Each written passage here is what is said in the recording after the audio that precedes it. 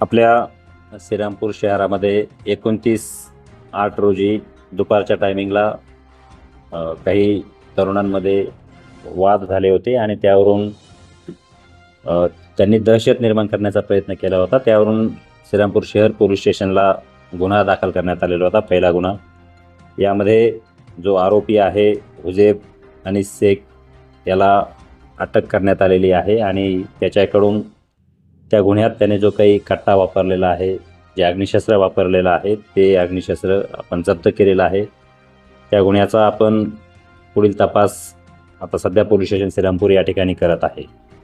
त्याचप्रमाणे त्याच प्रकरणामध्ये जे दहशत पसरविणारे जे पाठीमागून धावताना एक टोळी दिसत आहे, त्यामध्ये सुद्धा एका तरुणाच्या हातामध्ये कट्टा आहे असं दिसून येत आहे. त्यावरून श्रीरामपूर शहर पोलीस स्टेशनला दुसरा एक शस्त्र अधिनियमाखाली गुन्हा आपण दाखल केलेला आहे आणि त्यामध्ये यातील जो आरोपी आहे अल्पेश ठोंबरे याला अटक करण्यात आलेली आहे.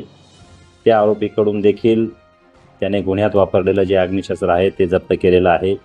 या दोनही गुन्ह्यांमध्ये जो अग्निशस्त्राशी संबंधित कायदा आहे आर्म्स ॲक्ट, त्याच्यामध्ये 2019ला जी सुधारणा झाली, ती सुधारणा केलेले कलम आपण लावलेले आहेत, ज्यामध्ये गंभीर शिक्षेची तरतूद करण्यात आलेली आहे.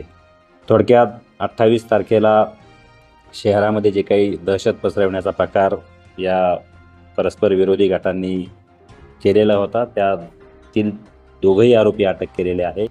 त्यांच्याकडील दोन्ही अग्निशस्त्र जप्त केलेले आहेत आणि दोन्ही गुन्ह्यांचा तपास या ठिकाणी सुरू आहे.